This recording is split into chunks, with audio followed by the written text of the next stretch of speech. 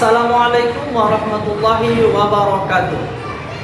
Kepada yang terhormat Bapak Ibu dosen penguji uji kinerja pada PPG Transformasi Pendidikan Agama Islam tahun 2025. Perkenalkan, saya Irwan Hanafi, mahasiswa PPG PAI tahap 4 tahun 2025 di LPTK Universitas Islam Negeri Syekh Ali Hasan Ahmad Ad-Dari, Padang Sidimpuan, dengan NIM 25211011965. Pada hari ini, Jumat, tanggal 23 Januari 2026, saya akan melaksanakan praktek pembelajaran dalam rangka penilaian uji kinerja di Madrasah Aliyah Swasta Taman Pendidikan Islam Medan, kelas 10 dengan materi hadis. Terima kasih, selamat menyaksikan.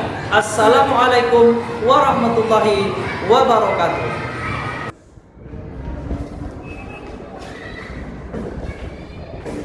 Assalamualaikum warahmatullahi wabarakatuh.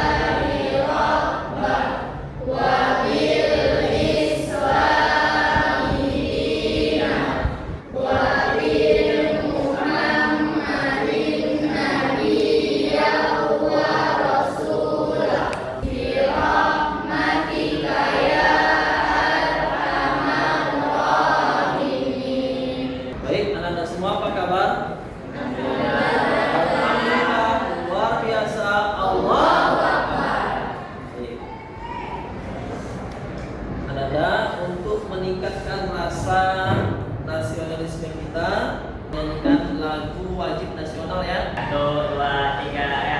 Garuda Pancasila, akulah pendukungmu. Ya, terima kasih. Silakan kembali. Ayo kita apresiasi dulu ya. Bagaimana Anda sudah siap untuk belajar? Diambil. Kan pengabsen dulu ya hadirin kita. Aditya. Apa kawan yang tak datang lagi? Yang Amira, Pak. Oh iya, ada yang izin ya? Ya. Iya, mudah-mudahan kita doakan kawannya yang izin sakit diberikan kesembuhan ya. Amin ya robbal alamin. Baik.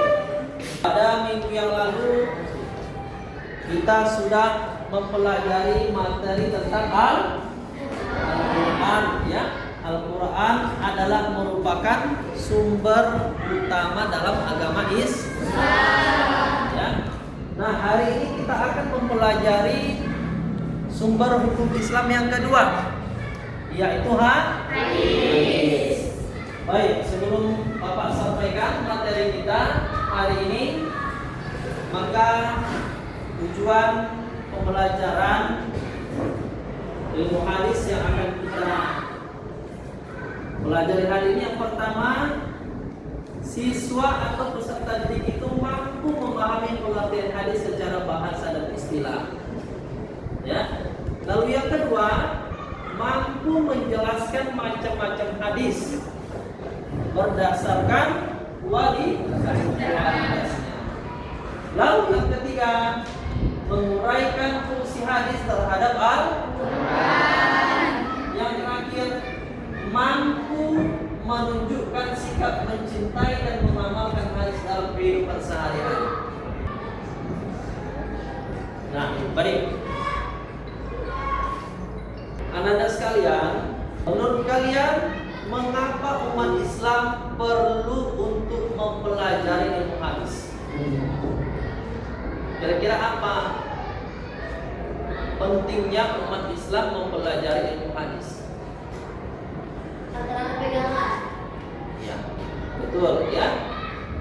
Agar supaya ya Islam itu mampu, umat Islam itu mampu menjalankan syariatnya sesuai dengan apa yang diajarkan oleh Rasulullah. Karena di dalam Al-Quran itu ada ayat-ayat yang bersifat umum yang butuh penjelasan hadis. Sebagai contoh ya, dari mana kita tahu tata cara melaksanakan sholat, sementara tata cara dalam Al-Quran dalam melaksanakan sholat itu tidak ada dijelaskan. Adanya di mana Pak? Adanya di dalam hadis. Ya, bunyi hadisnya, "Shallu kama ra'aitumuni usolli." Sholatlah kamu, kata Nabi, sebagaimana kamu melihat aku sholat. Baik. Sekarang kita lihat ya pengertian hadis secara bahasa. Apa secara bahasa pengertian hadis? Bisa dilihat di depan sudah buat ya aku. Yang pertama, hadis itu berasal dari kata bahasa Arab. Bisa dari kata al-jadid, apa artinya? Sesuatu yang baru. Kemudian ada al-khobar, berita, ya, berita. Ada at-tahdis, berarti berbicara. Itu kalau secara bahasa. Kalau secara istilah, kullu ma usira 'anil Nabi sallallahu alaihi wasallam min qaulin aw fi'lin aw takriran aw sifati khalqihi, segala sesuatu yang diberitakan dari Nabi baik berupa perkataan, perbuatan, apalagi takdir, sifat-sifat maupun hal ikhwal Nabi. Jadi perkataan, perbuatan, ya kan, takrir, sifat al-ikhwal Nabi itu termasuk hadis. Kemudian apa kedudukan hadis dalam Islam? Yang pertama, kedudukan hadis dalam Islam adalah sebagai sumber hukum Islam kedua. Yang pertama tadi apa nak? Al-Quran yang sudah kita pelajari minggu yang lalu, ya. Pada pertemuan yang lalu kita sudah mempelajari sumber hukum yang pertama Al-Quran. Jadi hadis merupakan sumber hukum Islam yang kedua. Yang kedua, kedudukannya sebagai penjelas dalam Al-Quran, menjelaskan ayat-ayat yang global atau umum dalam ayat Al-Quran, membutuhkan penjelasan dari hadis-hadis Nabi, ya. Membatasi ayat yang umum, mengkhususkan ayat yang masih umum, menafsirkan ayat yang sulit untuk dipahami. Jadi itulah fungsi hadis, kedudukan hadis dalam Islam. Kita lanjut, masih semangat? Masih. Baik. Nah, tadi pengertian hadis sudah kita pelajari ya. Nah, sekarang kita akan melihat macam-macam hadis. Mungkin selama ini kita yang penting hadis Nabi itu, ya yang penting pakai bahasa Arab, ya kan? Yang penting hadis itu bentuk bahasa Arab. Padahal tidak ya. Tidak semua yang berbentuk bahasa Arab itu disebut hadis. Ada juga kata-kata mahfuzat, kata-kata mutiara Arab, ya. Macam-macam hadis. Yang pertama ada hadis sahih. Hadis sahih ini adalah hadis yang dapat dijadikan sebagai hujjah atau dalil dalam melaksanakan syariat Islam.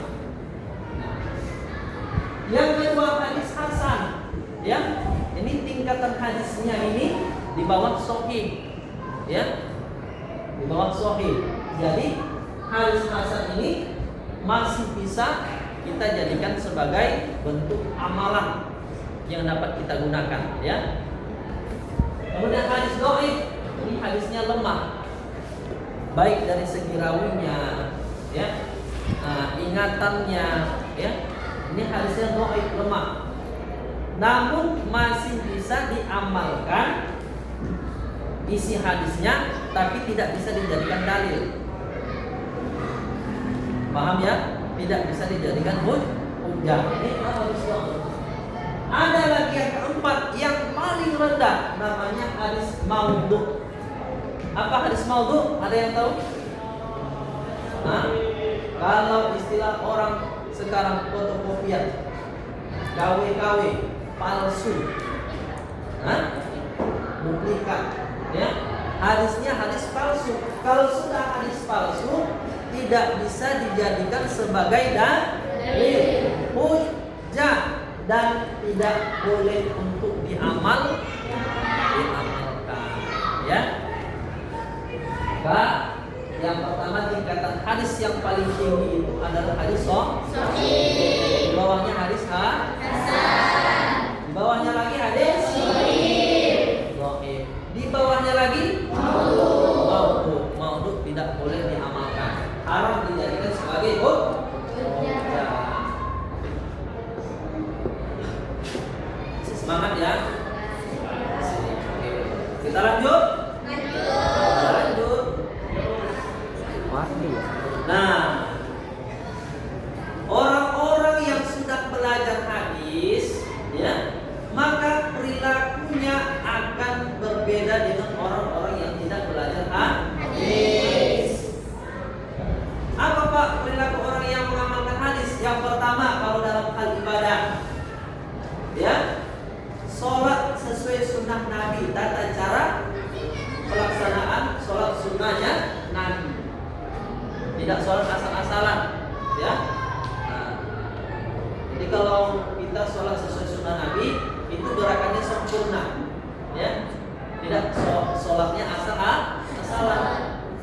Contoh asal-asalan bagaimana Pak? Contoh, dia takbiratul ihram. Setelah takbiratul ihram, Allahu Akbar. Orang yang belajar itu kan meletakkan tangannya di atas pusar, ya. Nah, orang yang tak belajar suka-suka hati, bisa Allahu Akbar. Yang kedua, membaca doa-doa yang diajarkan Rasulullah, ya. Membaca doa-doa yang diajarkan Rasulullah. Mau makan, ada doanya? Ada. Dalam hadis Nabi pun ada. Apa doa makan? Nampak lapar-lapar semua, ya. Apa? Selanjutnya, dalam bentuk akhlak dan sikap, orang yang berperilaku mengamalkan hadis Nabi itu kelihatan dia akan jujur, ya. Kemudian rendah hati, tidak sombong, baik, ya. Tidak boleh marah-marah bagi orang yang sudah mengamalkan hadis. Ada hadisnya kan? La taghdab walakal jannah. Jangan marah. Bagi surga, ya. Insyaallah anak-anak Bapak setelah belajar hadis hari ini, nanti keluar dari sini nggak akan marah-marah lagi. Bisa ya? Baik. Perilaku orang yang mengamalkan hadis kalau dalam keluarga, bagaimana? Berbakti kepada orang tua. Nah, zaman sekarang kan banyak anak yang meninggikan suara terhadap orang tua. Ini bukan cerminan orang yang mengamalkan hadis Nabi, ya. Lalu apa selanjutnya? Bersikap lembut kepada pasangan dan anak. Nanti kalau sudah berkeluarga, panggilan papi, mami, lembut, ya. Jangan diminta rendah, boleh. Berlaku adil dan penuh kasih sayang, ya. Harus jujur.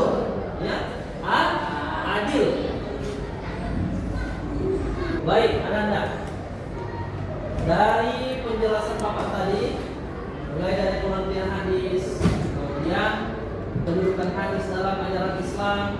Kemudian macam-macam hadis ya, yang 4 tadi sudah kita jelaskan.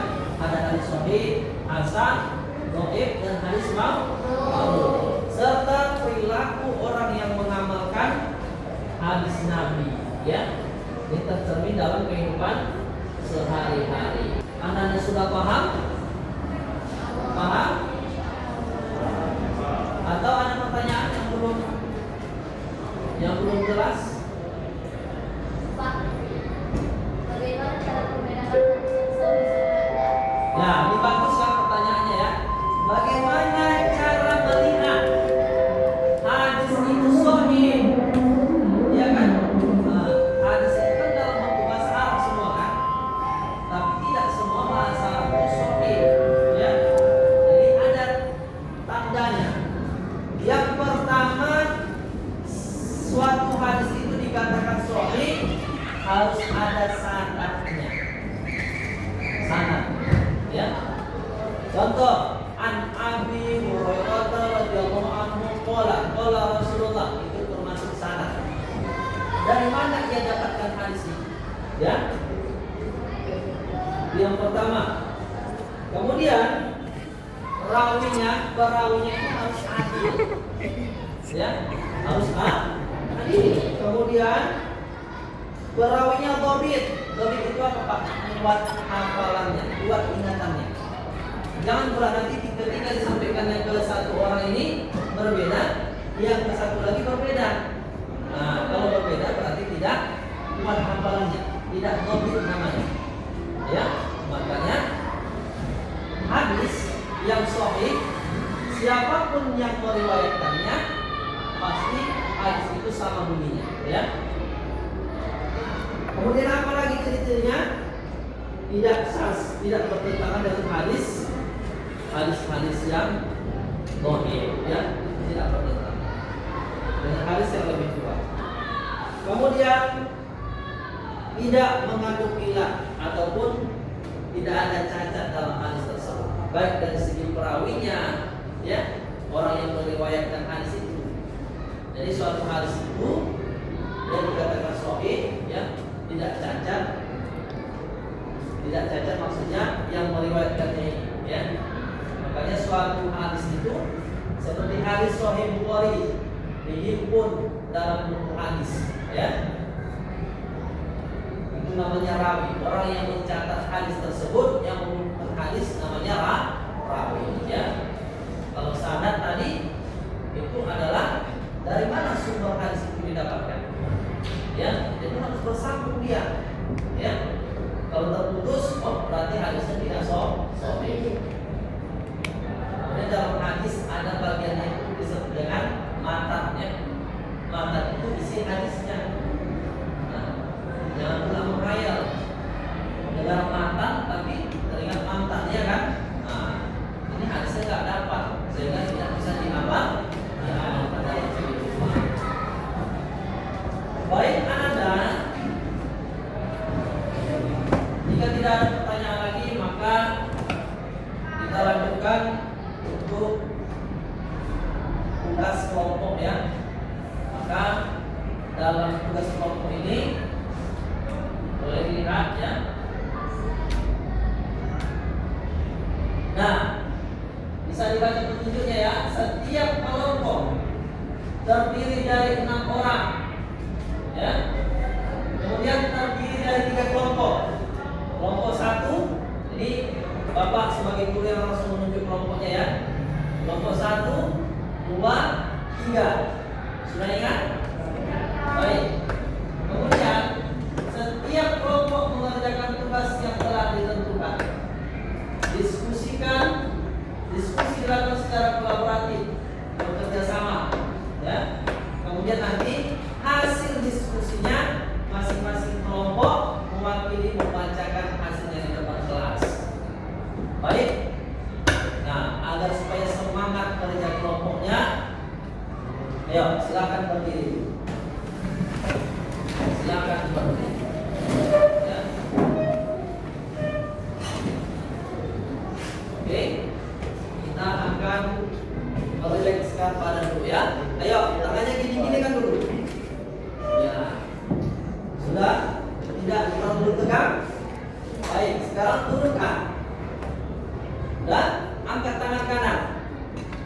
Ya, jadikan pistol.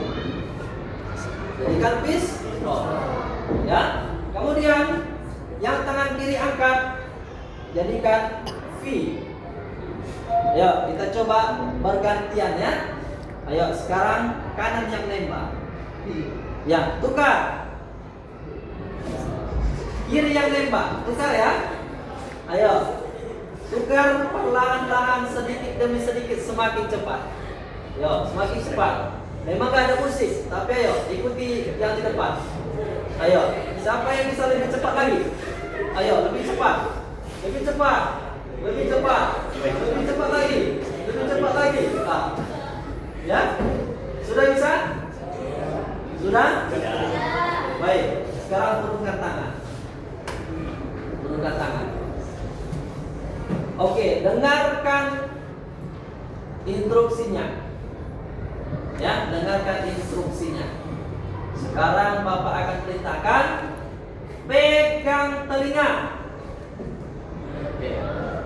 pegang hidung, pegang mata, pegang kening, pegang dagu. Jangan salah ya. Oke, tepuk tangan semua. Silakan duduk. Berarti Anda masih bisa fokus. Tetap semangat ya. Tugas kita beri waktu 5 menit. Ya. Untuk kelompok 1, tugasnya menjelaskan macam-macam hadis. Kelompok 2 menjelaskan fungsi hadis terhadap Al-Quran.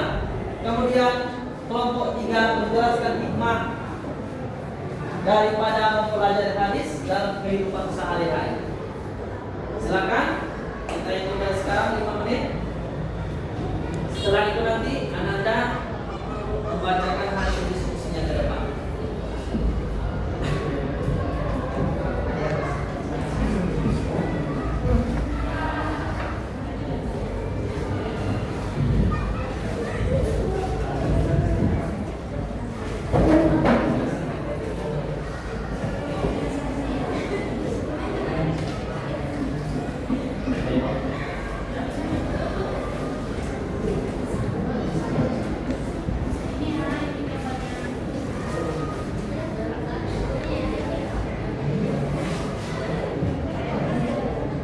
Kerjasama ya, jangan kerja sendiri-sendiri.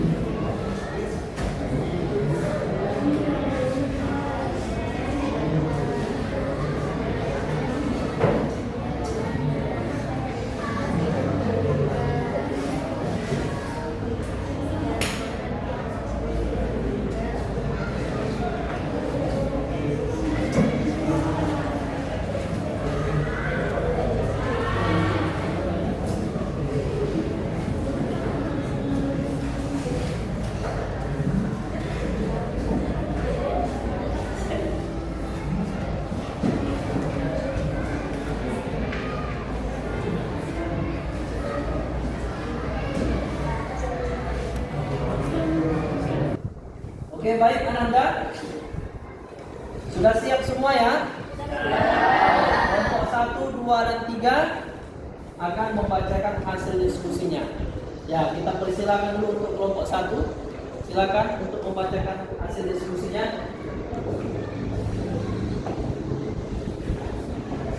Yang lain tolong disimak dan dengarkan ya. Hasil diskusi dari kelompok 1 ialah menjelaskan macam-macam hadis. 1. Hadis sahih.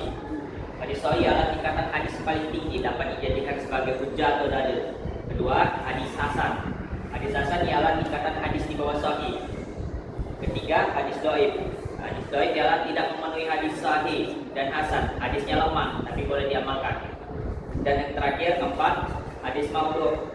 Hadis ialah hadis palsu, haram diamalkan, tidak boleh dijadikan hujjah atau dalil. Sekian dari kelompok 1. Ya, bagus ya.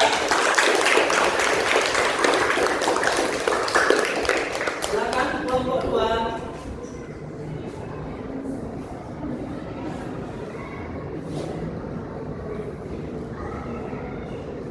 Hasil diskusi dari kelompok 2, jelaskan fungsi hadis terhadap 1. Menjelaskan ayat-ayat Al-Quran yang masih umum. 2. Menguatkan hukum yang terdapat dalam Al-Quran. Yang ketiga, menetapkan hukum yang tidak disebutkan secara rinci dalam Al-Quran. Ya, bagus. Ya. Yang terakhir, kelompok 3.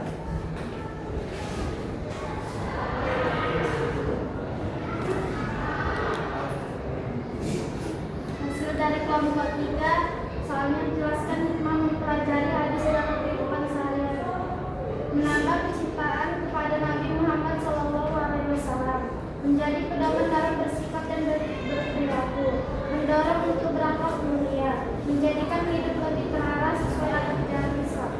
Sekian dari kelompok 3, terima kasih.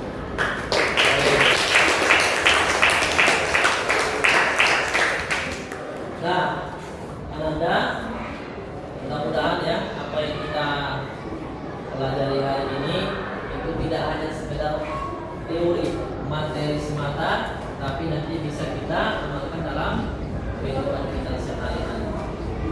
Baik, Ananda. Kira-kira Ananda ada nggak yang mau hadis? Baik hadis tentang menuntut ilmu, hadis tentang kebersihan atau yang lain. Ada yang hafal hadisnya? Ya, silakan berdiri. Siapa? Silakan dibacakan hadisnya.